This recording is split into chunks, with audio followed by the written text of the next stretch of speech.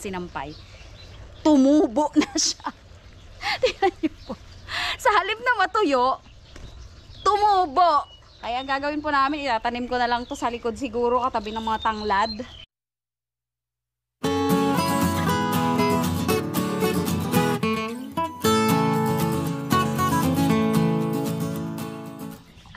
Hi guys! Ayan, welcome back sa aming channel. Ayan po, meron tayong simpleng vlog for today. Ayan, may mga lamok.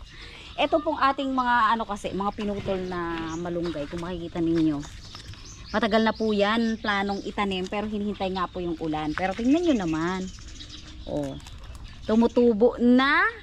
Ito nga, malaki na. Pwede nang pagkuhanan ng gulay.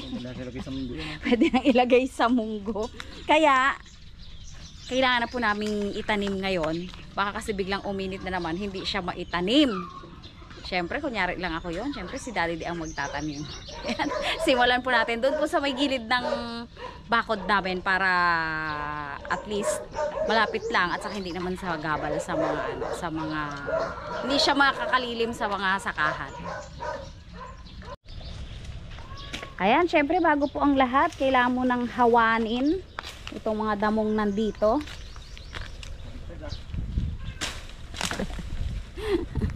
Siyempre, si Daddy Di ang tagahawan. Yan. Dito po.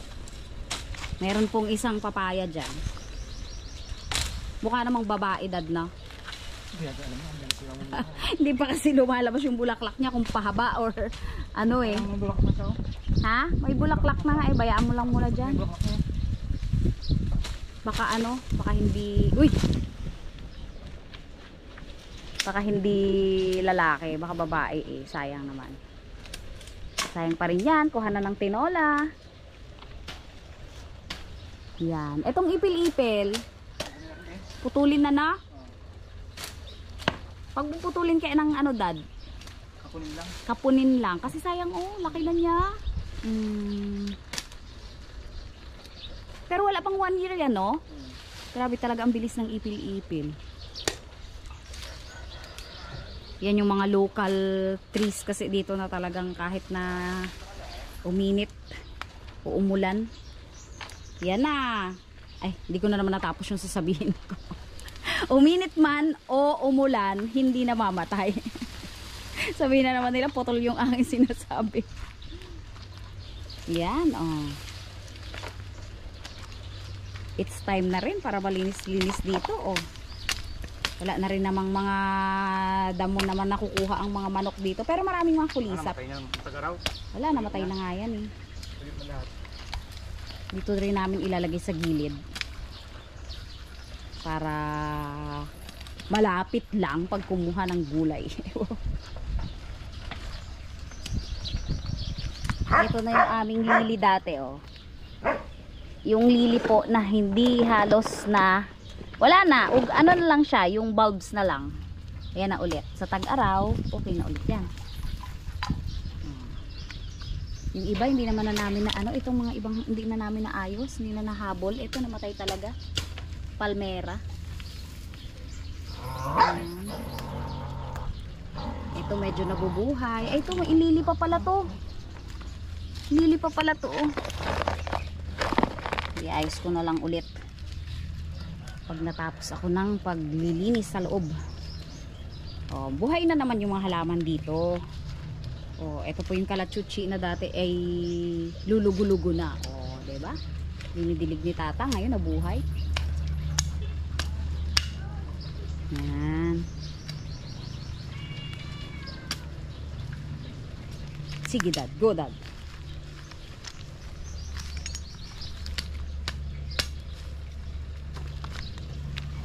Hanggat wala pang si Daddy Di. Wala pang trabaho. Maya pa siya. Mamaya pa sila magbablog. Diba? Tapos ano natin yan, Dad? Ilang puno pa tatanim mo? 3 lang siguro. 3 lang? 3 lang siguro dyan, Masyado namang magdidikit-dikit, Yung iba kaya saan?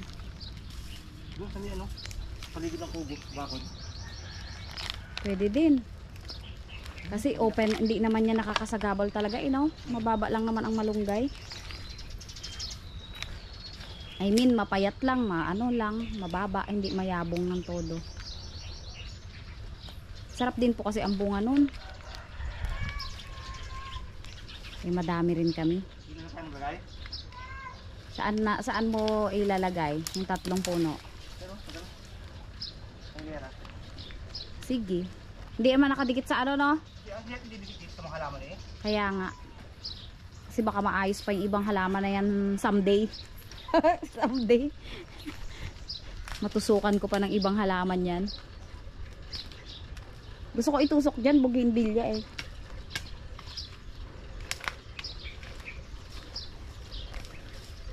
Yan na po yung dating mayabong na mga nilulundag-lundag ng manok.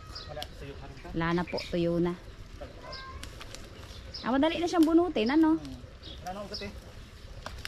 Tuyot na talaga pala, no?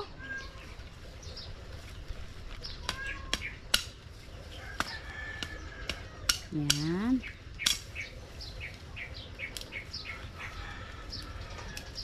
Susunod, maglagay din ako ng mulberry dito naman sa gilid, oh. Pwede nga, magpasanga ka ng mulberry. Ha? Magpasanga ka ng mulberry. Magpapatubo muna ako ng mga mulberry. Yan ko nga rin balak sa gilid na yan. Sa gilid ng bakod. Wash natin to. Alin, Dad? Ito. Wash natin. O, ito yung gusto natin. Tutubo kayo yung ilalim na yan. Oo, yan eh. Isbong na nga, oh. Sige, wag na Ito na mismo, siguro no? para Ito na mismo. may asbong agad. Oh. 3, yung pinakamatataba. Yan. Mayroon pa nga pong mga papayat, oh. Ito. Ay, itong isa pala mataba din, Dad. May ano na rin siya. May talbos. Pinutol po natin. Pinutol po ni Daddy di pala natin talaga, ha. Para hindi masyadong mataas. Ayan, oh. Maganda po kasi pag mababa lang tapos madahon na. Wow. Bongga.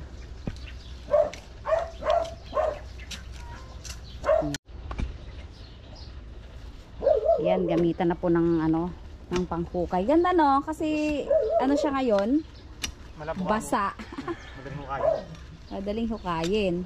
Maganda ng moisture yung ano. Ano talaga ngayon? Right timing. Eh, kung magulang pa mamayang hapon, mas maganda eh. Kaya nga, maganda yung timing natin. Nalisa.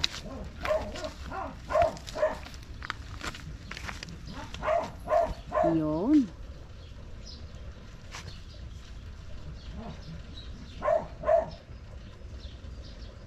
Malunggay man. Kailangan laging pinakapunto, pataasin. Huwag natin pataasin, Si malunggay man na si Daddy.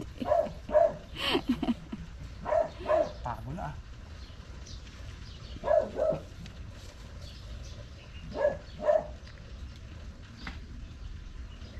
Madali lang yan. Yung tinanim nga po niya doon sa may gilid ng ng doon. Sa may gilid ng ano ba yan? Kubo area.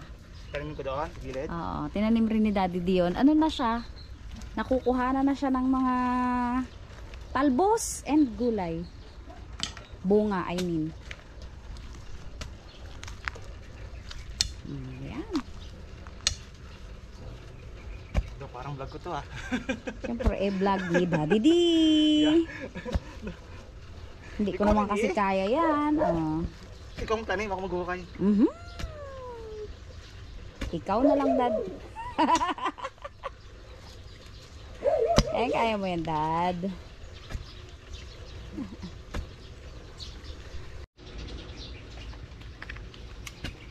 Ayan. Nakukay na po dyan. And yan din. Ito talaga ang money maker po talaga na to. Itong halaman na to. Napaka tibay. Sa itong fortune. Patay na yung mother plant. Buhay pa rin ang anak. Nagkaanak pa. So ito na po. Maliit lang po yung ating tanim. Pero pwede nang gulayan. Pag ganun yung kanyang sanga, oh. Kasi nakahiga siya eh. Magiging pa ganun yan. Magluluto ka ng munggo, pwede ka na magkuha ng dahon eh. O pwede nang kuhanan ng dahon eh. Mabilis tumubo talaga yan. Ihiga mo nga lang ang malunggay, tumutubo yan eh. Kung saan nag-uugat. Nakahiga ka na to doon sa ano. Kaya nakahiga nga siya eh. Sayang naman Lalo kasi. kung nakakatanim sa lupa. Sayang kasi. Alright, 2 downs. And pang third. Meron din daw po akong contribution. Taga-siksik. O, tapos ito sisiksikin din natin. Tapos pinaapa. Ang galing, oh. Pero, sooner po, maganda na to. I'm sure. Ay! Meron tayong i-update na hinihingi nila at tinatanong nila. Yung ating fire tree na tinanim nila Shake Girl. Tingnan natin. Pakita po namin sa inyo. Marami palang nagtatanong noon kung kamusta na, kung nabuhay ba o namatay. 2 years ago pa kasi yun, tapos hindi naman namin masyadong na-update. Minsan lang, naipakita ko ng ganon. Tapos medyo nanunuyo pa dahil summer nga. Ngayon, tingnan po natin. Sandali lang po. Ayan, ito na po. Tada! Ang laki-laki na po niyan. Ang ganda-ganda na. At sabi po ng, aray, may langgam. At sabi po ng mga nakakakita, malamang sa next summer, this summer, pagkatapos ng tag-ulan na to na season, ay mamulaklak na po yan. Kasi iba na yung ano niya, yung yabong niya, tapos parang may mga buko-buko na. Mamumulaklak na raw yan. Hindi ko na maalala kung sino yung nagsabi eh. Kasi may nakakita diyan talagang ano na yan. Mamumulaklak na. Puli-puli yan, no? Ano, parang dark orange na ano, na pula. Yan, ganda oh. Sobrang ano niya ngayon. Sobrang yabong niya po ngayon kasi nga tag-ulan na, pero nung nakaraang summer medyo tuyot yan. Itong tag-init, medyo natuyot siya. Pero ganoon naman talaga ang mga puno natutuyot kapag walang ano, walang tubig. Ayan. Yan na po ang update natin. Tingnan nyo po ito. Meron kami ditong napakatanda na malunggay. Kaso hindi na namin makakuhanan kasi sobrang taas. Tara! Sobrang taas po yan. Bunga, no? Madaming bunga. Hindi nga namin nasungkit na taran yan eh. Tapos ang laki-laki na ng puno. Sobrang ano na po kasi, sobrang taas niya na. Hindi naman na-trim ngayong summer. Siguro bago talagang rainy season na tuloy-tuloy, mai-trim din yan. At yung mga sanga-sanga niya, maitusok na naman kung saan-saan. Siguro mga dito sa gilid. Yan po. Ayan. Kung makikita nyo po. Nanood po kayo ng vlog ni Mrs. Harabas. I'm sure. Yung nakita nyo rin po itong gabi na dinala nila Ma'am Lynn. Galing po sa kanila. Ang ginawa po namin ni Tatang, sabi ko kasi, sabi rin ni Tatang, mas maganda pag medyo tuyo. Eh di isinampay nga po namin. Isinampay namin para matuyo. Sa halip na po na matuyo, dahil umulan ng umulan, hindi namin naaalala. Dahil sa likod ko nga sinampay. Tumubo na siya. Tingnan niyo po. Sa halip na matuyo, tumubo. Kaya ang gagawin po namin, itatanim ko na lang to sa likod siguro katabi ng mga tanglad. Kasi sayang naman, talagang magsusupling. Sayang naman, itanim na lang natin kaysa kainin kasi nga ano na siya oh, tumubo at naulan na. Kinuwento ko nga kay Messi, sabi ko sa halip ka ako na natuyo, wala. Tumubo siya, lalong naging sariwa. Ayan, itanim din po namin ito ni Daddy D. Ayan. Sabi sa'yo, may ugat na. Ito po yung mga nyog. Nabalak rin namin ilipat ni Daddy D. Ay! Ugat na siya sa ilalim. Hala, kasi masisira yung bakod kapag hindi namin inalis dyan. Pag nagtubo lang, sira ang bakod natin. Kaya nga, kailangan talagang i-ano na to. Parang dyan na lang namin gustong itanim yung gabi. Kasi palagi pong basa dito dahil nga ito ay daluyan ng aming kanal. Kailangan ito lipat. Aroy, katigas na pala yan. Ano ang ating bakod pagka nilalipat siya? Correct. Ang laki na po kasi. Mag-uugat yan. Sakay natin, itanim to. Sayang naman. Saan pa nilipat yan? Itanongin natin si Tatang. Saan ba si Tatang? Bukid. Tang! Grabe na pala yung lalim ng ano dito. Ng nyog. Saan kaya natin to Tang pwedeng ilagay?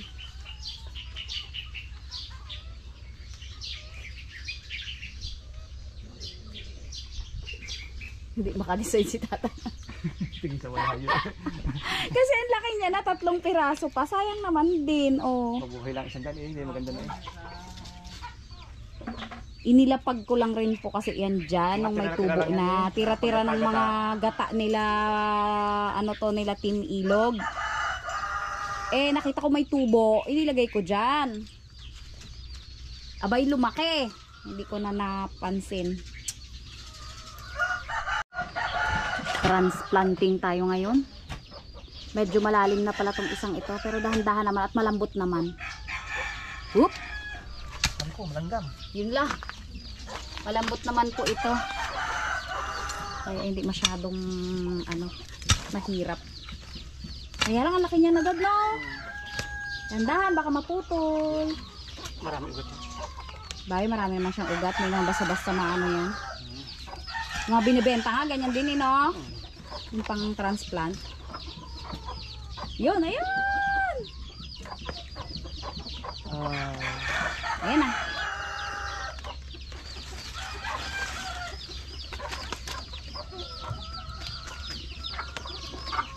Yun, oh. Haba pala ng ugat.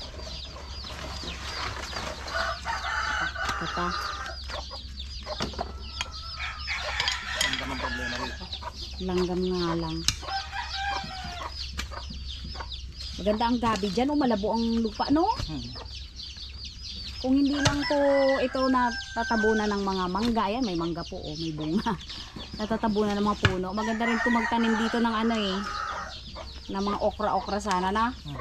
Kaso hindi pwede at walang sunlight.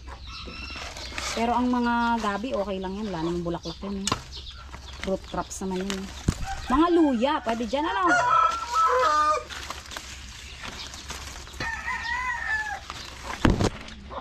Yun. Ayun, ang haba na ng ugat.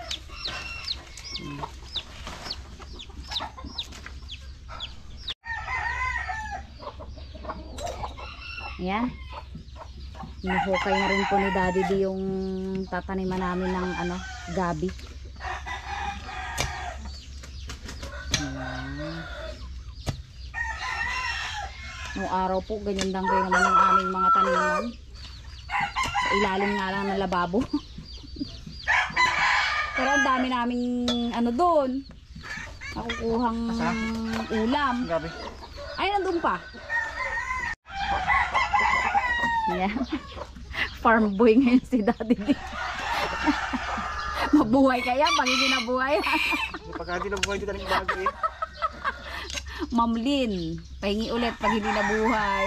Sabat ba naman panglaing lang? Panglaing niyang binigay.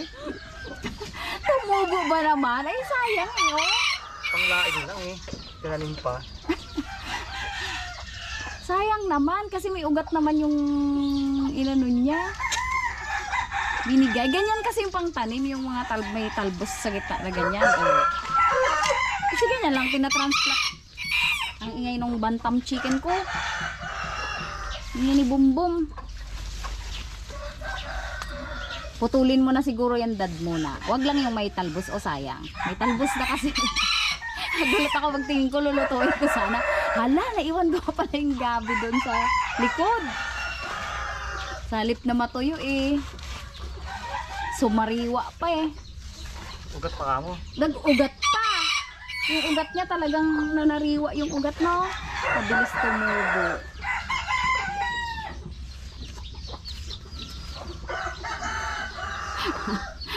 Next time marami na tayong gabi dyan. Oh, tutubo. Tutubo iya dad. Ako yun nga nakatindig lang siya sa sampayan. Ay, nakasabit lang eh. Sampay nga na walang Ulit. Bagay hindi tutubo. May lupa yan. Ang tinis ng tilaok na yun. Boom boom.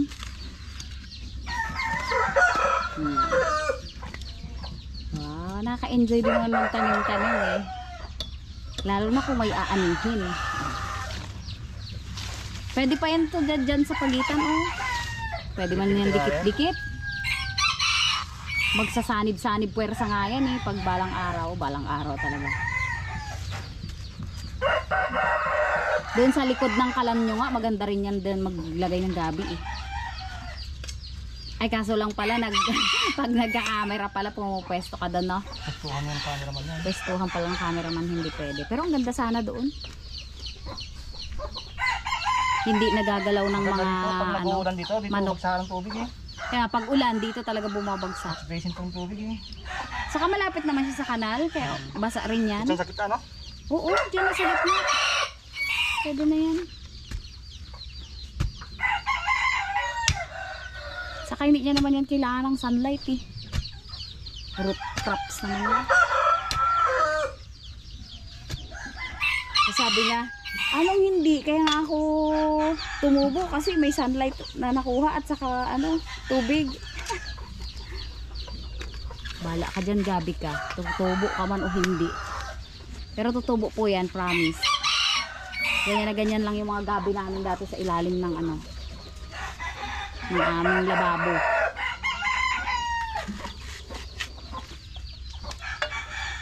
Pag wala kaming ulam noon, kuha ng mga sanga. Sanga lang ang nasariwa. Niluluto na namin. Yung may bunga, maganda yung may bunga. Yung may uga, may Lalo kung magdalain ka. Saba? Wala na. Wala na. Last na. Ayun, may isa pa sa likod. Nabali mo na sa Nabali naman yung tumubo niyan. Baliin mo na, putulin mo na talaga ng pusa. Sa gitna yan magkakaroon. Magkakaroon yan doon sa gitna. Katulad yan ito wala naman po yan dati. Saka yan, sa ilang araw na yon nagkaroon siya. Yung isa nga bumuka na yung dahon. Ito rin bumuka na yung dahon. Nakita ko yan, nakarolyo pa yan eh. Ayan, bato man yun. Sa dudo. Ayan. Ganda nga, malabo ang dyan. Maraming bulati, earthworm, pang cultivate. May bulati nga dami. Diba, dyan nga. Yan. Babanggitin ko sana yung yung madalas kumuha dyan ng pamain dati. Diba? Meron na tayong gabi dito. May malunggay tayo sa kabila. Ayan, magdagdag po tayo dito. Naglagay pa si Daddy dito ng 3 hukay. Ayan po. Para sa ating malunggay. Yung natirang malalaking sanga ng malunggay. Sayang kasi buhay na buhay pa eh. Para medyo mababaw yata yung Daddy. Bagay, mababaw lang rin yung tanim natin doon. Yung nakahiga lang doon, tumubo. Kahiga, tumubo. Ito pang natanim sa lupa. Bagay. May kusang buhay naman yan. Yan pa isa yan. Namin maglalagay pa kami ng isa dito. Kasi ito po ito yung madalas na pagkuhanan pag si Otep ang nagluto ng kanyang saba. Makarel.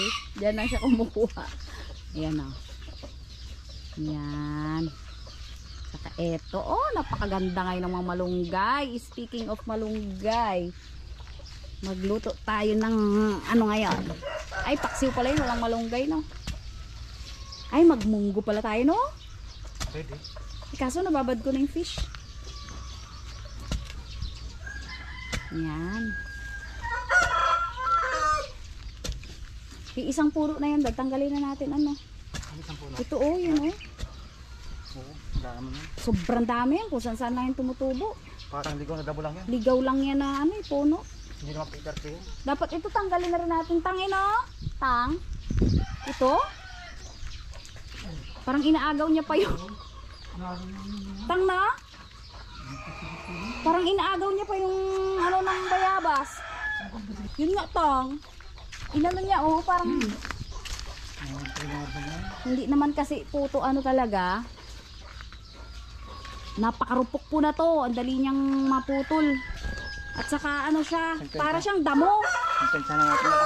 Ang tanggalin natin yan kasi sayang yung bayabas. Siya nga yung lumago nung tag-araw eh. Parang inaagaw niya pa yung tubig. Ano lang naman po yan. Sobrang dami po talaga niyan kahit saan. Parang naaano siya ng ibon. Kamukha ng paper tree pero hindi naman siya tunay na paper tree.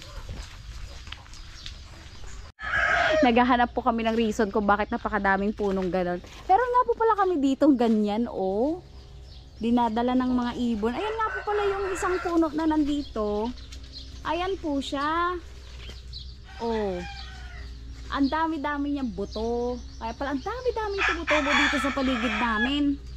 Ang daming ganon. Sabi ko, ang dami-daming ganon dito. Dinadala yata ng mga ibon. Ay, ayan naman po pala. Oh, napakaraming buto. Kaya maya po tumutubo. Yan. Oh, mayabong naman po siya. Kaya lang kung saan nga siya tumutubo. Hindi na sakto sa mga tayong pwesto. At least ito, matagal na siya. Medyo matanda na to. Ayan, may nakita po si Daddy Ding mangga. Merienda ng farm boy. Magulang na eh. Ayan. Parang hindi pa yung dad. Hindi pa. Hindi pa nga nakikita. Sample muna yun. Ayan. Marami pong bunga kasi. Yan na yung second season. Ay, eto dad. O parang eto oh. You know. Kaso maano pa? Ma-light green. Ayan. May second batch po kasi ng bunga. Kakatuwa po yung mga ng puno ngayon, mga dahon. Yan o, sobrang lilim dito sa kubo, kakawati. Ayan. O, tingnan nyo naman po.